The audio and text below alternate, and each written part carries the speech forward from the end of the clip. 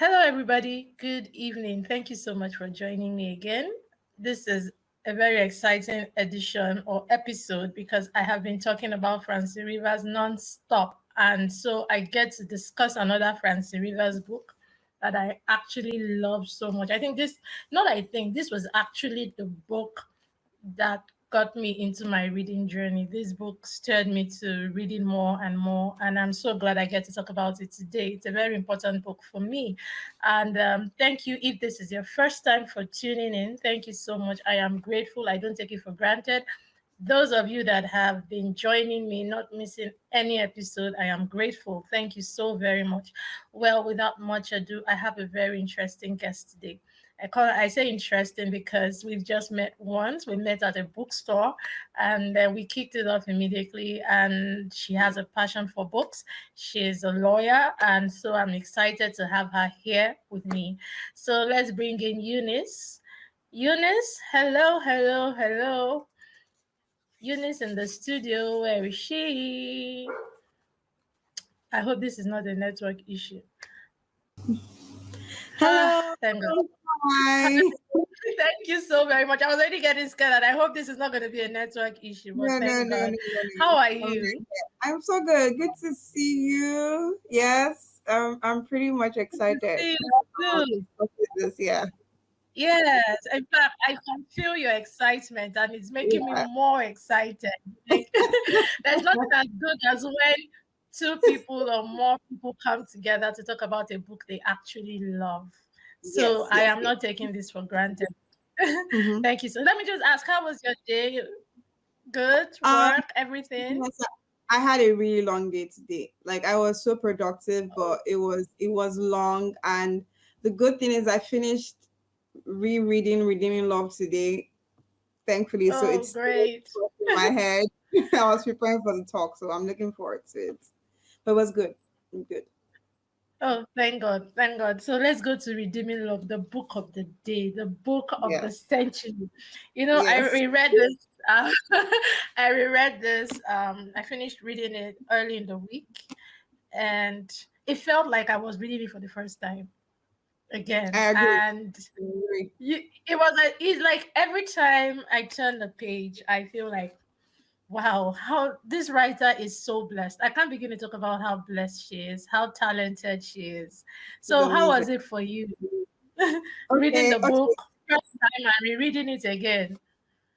Okay. So I'll say this. Yes, I grew up knowing about Francine Rivers, but like I didn't read any of her books. So the first time I read her book was 2018 or 2017. And then last year I think then I read Redeeming Love I read Redeeming Love in 2018, I think, for the first time. And like I read it over a long period of time, but I knew like the book was really, really amazing. I knew it was her most popular story. Yeah. It was based on the book of Hosea in the Bible. So like I really could, and I could relate to it a bit more to two characters. I could relate to Michael and Angel a bit. I could relate to both of them a bit. And then, so like I love the book and I read other Francine Rivers. In fact, I read The Voice in the Wind, the Mark of the Lion series, and like those books wrecked Yeah. me. Cried, like they wrecked me, and The Chauffeur Blue finished my life. Yeah. The Masterpiece finished me. Oh There's my. another one I've forgotten the other one, but like those books, like they basically wrecked me. So she's They had had a really Scarlet Thread, they had Yota's Scarlet Garden. Thread wrecked me, like those books. So she has had like a major influence in my life. Now, reading the book again, wow. Like you said, it was like I was reading it for the first time. It was so amazing. I mean, Yeah. I know we're going to talk about different things, but I would say that this is like the Christian, like if you want to read a Christian fiction, like this is the book to read. I mean, Hmm. she did such an amazing job touching so many issues. Like I was so impressed today. I was like, wow, like she did a really, really good job. So like Hmm. introductory, like Yeah. it was an amazing book. Yeah. Yeah, I couldn't agree more. You just summarized it. I think for me, reading it again, again was like, wow. Wow. I kept saying wow. I think I had a lot of wow moments in reading the book. But let's even talk Mhm. about the characters. I put up a post today on Instagram, and I was asking people which character they identified with. And while you were talking, you were speaking about how you identified with Michael and Angel a little bit. For me, I couldn't really identify with Angel because I haven't really gone through half of her struggles. I don't pray anyone actually goes, because that was quite an ordeal. But the I point agree. where I find myself saying, "Oh my God, this is me," a little bit, was when she felt she was not good enough for Michael. She had this baggage. She had a lot, and she felt Michael was too good of a man to have someone like her. And then he became an object of worship for her at some point. I And agree. then it was Yes. important for God or for Michael to allow for that separation Yeah. a bit for her to come to God by herself. So what part of the story really came to you as, this is my moment, this is me, this is my situation that Francine just described in the book, you know? Uh, you just asked me a difficult question because like I had like so many moments Oh, in the book. And yeah. I would say because I knew I wanted to talk about this, so I would say the first one, and it's not about Michael and Angel. It's about Mm, Miriam and Paul. Now, mm, I loved Miriam because I felt she knew what she wanted. Like she was a young girl. I mean, when we first met her, she was 16, but I think by the time the book ended, she was probably like 19, 20. But she knew what she yeah. wanted. And like the scene that really got to me was when she went to Paul's house and told him that you're not going anywhere. You're going to or like we're going to get married. I know you love me and I love you, and we're going to get married. Like Yeah. I just I was like, oh my gosh, this girl is so bold. Like she I mean, she was young, but she knew what she wanted in life. And for me, like, I think the reason Mm, why I loved it because I don't think I have the courage to do that. So I mm, admire her, like to see someone so young and know what they want and go after it and still like telling like still wanting to do the right thing, but not letting like still going after her dreams, but still like doing the right thing. So it was I her courage, it was that scene really really got to me, and the way she changed that guy, like the way she sort of made him want to be a better human being. And that's like the kind of person I want to be. I want to be that sort of person that when someone meets me, like I want to inspire them to be a better version of themselves, like to be the best person, to be the person that God has created them to be, not to be the sort of person I want them to be, but to be the person that God wants them to be. So I didn't want to forget that. So that's why I said let me just state that. Yes. That's amazing. I really didn't even think of it that way. But what I also saw with Miriam is I loved the friendship she was able to form with Angel, knowing that Angel was a difficult person. She wasn't Definitely. the person who let people in. She had her walls up. And then Miriam was a skilled, I don't know, I think companies nowadays would look for her personality in HR or something to do with personnel, because the way she was able to handle Angel and just relate with her, despite Angel being pretty much difficult, made me think about how difficult friendships can be, or forming one. And I think in this whole book we cannot lose sight of friendship. How did you see friendships play out in this novel? I loved the friendship between Michael and, what's the name of the guy that was the merchant, the Jewish guy. Oh my God, his Joseph, name just Joseph, slipped my mind. But there were friendships all over, pockets Joseph. of it. Elizabeth, Mhm, yes, Joseph, exactly. mhm. So how do you think, or what do you think is the role of friendships in forming us and helping us as people? Okay, so a good question. So I'm at that point in my life where like my friends have become really important to me. I grew up having like, childhood friends. But like as you grow older and you mature, like you're more intentional about the people you let into your life. You're more intentional about spending time with them. And so for Mm, Miriam and Angel, like I could see that thing, that big sister, or like not necessarily big sisters, but just Mm. that love for each other, wanting the best for each other. Like even when Angel looked at Miriam and she said, like, my husband, Michael, will be amazing for her. Miriam will be amazing for my Mm. husband. And then she decided to leave because she loved both of them so much and she loved her friend. And yes, that was an insecurity in her life. But also it just goes to show that Yeah. she didn't want to stand in the way of her friend's happiness. And like for me, it just shows that whatever conflict I have with a friend, I think my love for them should Mm. be able to overcome such things. Like friendships, I know people don't really talk about friendships that much, but friendships as an adult can be very, very hard. Not as a kid. You can shout and get angry and move on and then come back and play with each other after 5 minutes. But like as an adult, there's a pride factor. You're like, I'm not going to handle this thing. And that's the same way within Michael So and true. Paul. So true. Yeah. I don't want to get like, if you don't talk to me, don't talk to me again. I'm not in the mood. I don't have time for all of this. But like just letting the love overcome and cover all wrongs. And that's what Michael even did for Paul. Now, also for Michael and Joseph, the Jewish guy, I don't give relationship advice. I don't do all of those things. But here's what I know. It's important to get people who are for both of you and not just for one. Yes. What Mm. Joseph did for both of them, like when Angel Oh my left God. Yeah. and came to live with them, like the guy knew that both of them they need to get back together, and he helped her Mm. during that period, and even sent word to Michael that your wife is here. Like it just showed that he wasn't picking sides. He wasn't like he didn't say, oh, because I met Michael first, I'm not going to help Angel. Like he really cared about both of them. So I think for me, just like finding friends who are for both of you, if like you have a partner or something. So like friendships are so important. I'm beginning to cherish them a lot because I'm who I am today is largely influenced by my friends who have pushed me and told me and speak the spoken words of affirmation to me. So that's so important to me. Oh my God. You've said so much.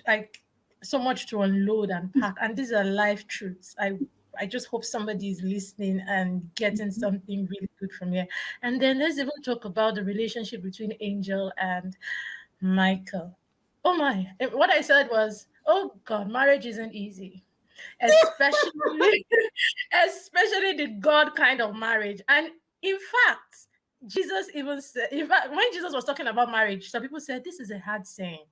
Like the disciples were like, this is hard, and it's better not to marry. Because I saw a man persistent in showing love to a woman who didn't want his love or was afraid of that receiving that kind of love because she felt that she didn't warrant it. And I'm like, okay, so what is happening in my generation? In my generation where everybody takes marriage. If it happens and if I'm not satisfied, I can just pack my bags and just walk out of it and all of that. And it's becoming increasingly, you can see the numbers are increasing. You are in the law profession, you will be able to say a lot about people getting divorced for the most baseless of reasons. I am telling you, I listen to some people tell me, oh, this is what, and I'm like, what? But I'm not to judge anybody's decision, but it's happening. People are giving up easily in their marriages. But this is Michael. How did what? How did that marriage speak to you? I just want to ask because for me, I kept asking, telling myself, this is one reason why I mustn't do it wrong when the time comes. So let's talk about the marriage relationship.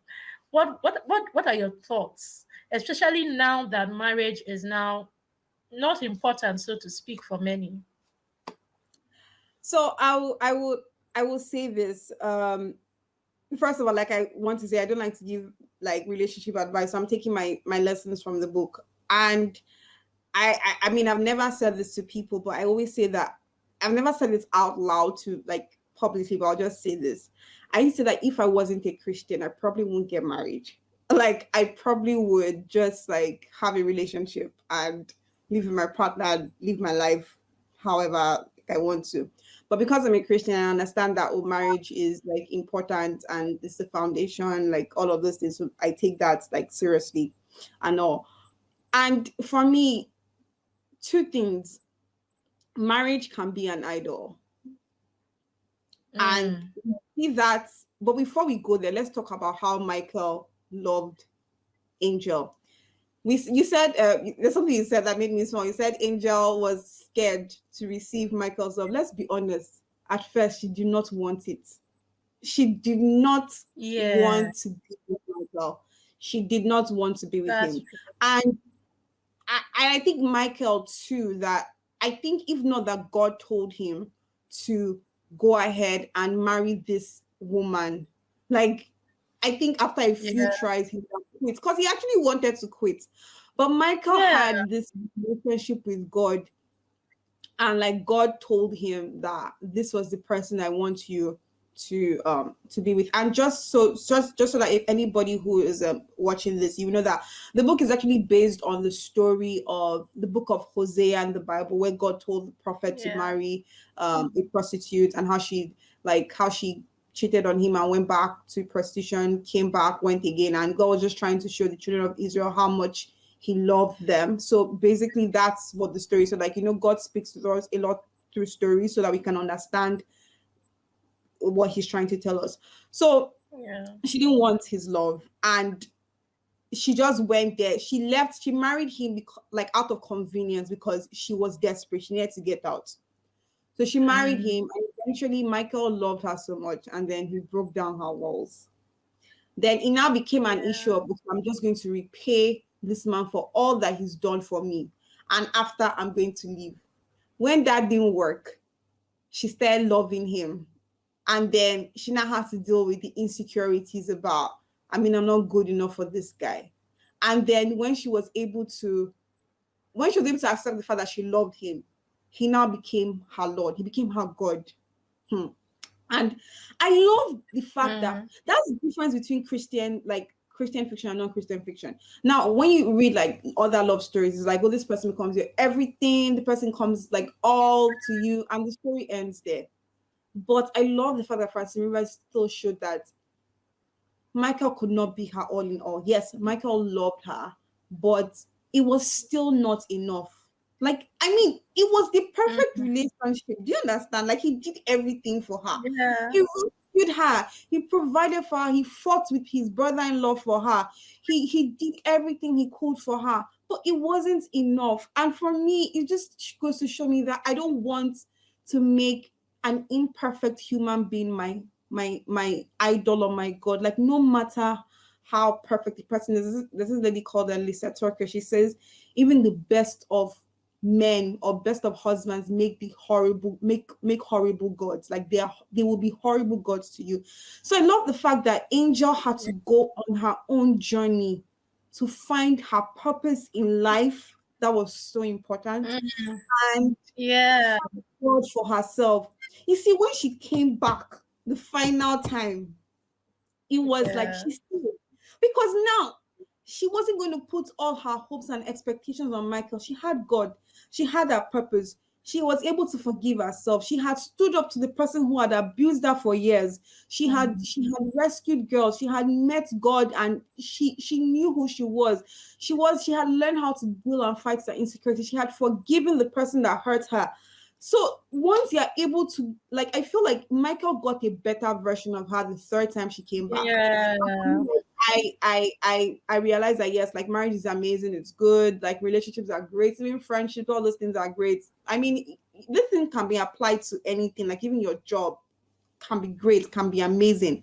But like, once you have God, like if you don't have God with you and you don't put God like as your source, you're going to drain other people trying to fill in that void that God is supposed to fill in. yeah. So like Feel for the me, victim. I mean, Mm, I try to listen to, if like, I mean, relationships are great and all of that. Like, I do hope to be married someday, and I just pray that I yeah, would I would always remember that my husband is not my God, but like God is the one who is my God, like, and he's my source.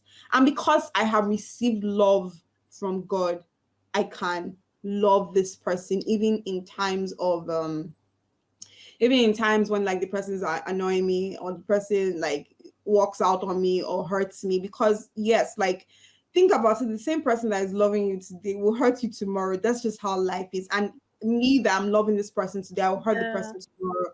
So for me, like I think Francine Rivers did like an amazing job. I think she really, really dealt with the issues, and the issue about wanting to love someone and wanting to be loved by someone, but also knowing that that's not enough, and that can drive you to make the person an idol. Yes. Wow. So true. So true. Yes, we're rounding off now. And I want us to also talk about Angel's childhood, because I think that was instrumental in charting her course. And I couldn't but feel sorry for her, and to see her mother choose the love of a man over her daughter. And it made me think about how important a family structure is. I mean, and how important a father is in the life of any child. And you could see that the absence of a father in Angel's life, and then suddenly the people that should have played fatherly roles were the devils in her life, the Duke, and subsequently every other man she met until she met Michael. So I want us to just tie it up on the place of family. And for someone who might read, be wondering, so I have had the most horrible childhood. How does this book um, give some form of encouragement to those kind of people? And then let's just talk about the importance of family in grooming a child. And I mean a wholesome family, because my heart really went out to Angel. I mean, that's not a childhood to envy at all, you know? Yes. So I don't know her story, in the sense that I couldn't really relate, because I didn't have that. I grew up in like in a home Yeah, with a mother and a father and all of those things. And so I would say that my heart goes out to anyone who has had to go through that sort of pain in your life, because like something is missing in your life, or maybe you've been abused by men in your life, or like even by family members, you've been mistreated. Like my heart goes out to you. It's I think it's so sad, because God puts us in families to show, so that he can show us how much he loves us through them, even though it's not perfect love, but it's some form of love. So like yeah, our parents, our family, they're supposed to be like a reflection of God's love for us. But like we live in a fallen and sinful world, so everything is not perfect. Even if you live in a two-parent home, like you're still going to have issues with your family. I don't yeah, necessarily know any yeah, family. So like those things sort of push you to go back to God. And I don't have all the answers. People say like, oh, why would God allow this? I would say that God doesn't allow this, like all of these bad things. I would say that we live in a fallen and sinful world, but he redeems.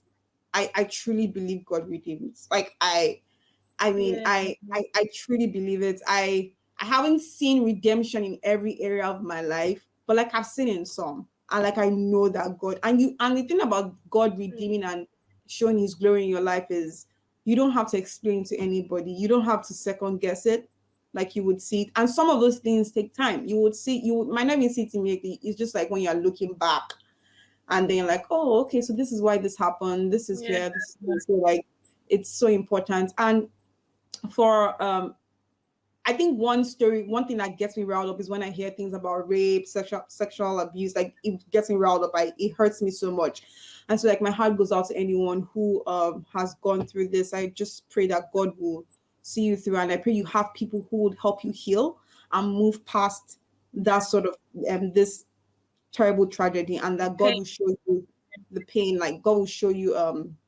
how much he loves you, and see you through. Like family is important. I Let me just run up with a story. So like when I was in primary school, I was appointed the head girl, and so they gave us this, like, I forgot, I think it was a badge that showed like I was the head girl. Now I knew how to wear A that badge. badge? Yes, I knew how to wear the badge of myself. Like I could wear it. But I remember going to my dad's room the first day I was going to wear it. And I asked my dad to put it on for me.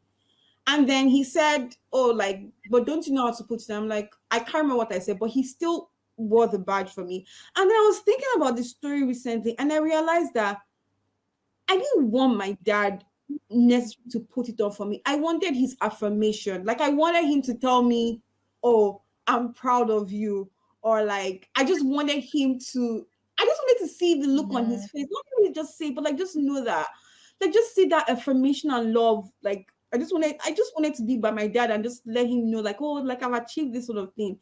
And I think if there's a father out there, I think the most important thing is like your presence and your affirmation. Like those two will go a long way in helping children thrive and just helping them grow up to be healthy people, learning how to receive love and give love. Because if I don't know how to receive love, I won't be able to give it out. So if someone is telling me that they love me, I won't believe them because I'm like, I've never felt this way before. I don't know what you're talking about. So the family is very foundation in teaching people how to love and be loved. So I personally, I just pray that everyone will find that community of people who would love you. And I'll also say this, like, no community is perfect, no family is perfect. And so that's why we have to turn to our Father who is perfect. Yes, we might not like the things he does sometimes, but I think that if you have it in your mind that God is good, um God is good at being God and he's good to me. I think those are not my lines. Lisa Tucker said that. So I just remind myself God is good to me and he's good at being God. That's it for me. thank you so much. This has been I think this is one of the best of bookish reflections I've had. I am saying this from the very depth of my heart. I enjoyed every bit of it. Thank you for joining me. I am so grateful. And I'm sure that when I call you again another time, in fact, I will call you again another time. There are so many books for us to talk about. So I will Yeah. call you. Thank you so much. I am grateful. I I'm sure Welcome. people watching this will have gotten something substantial. So thank you so much. Thank you. All right. Bye. Bye. Thank you. Bye. Bye. So if you have just watched this, thank you for staying through to it. I am sure you've gotten something out of it. So if you haven't subscribed yet, please do like the video, share it, and of course, come back another time for another exciting episode of Bookish Reflections. Thank you so very much. I am so grateful that you stayed with me to the end. Subscribe, like, and share. Bye.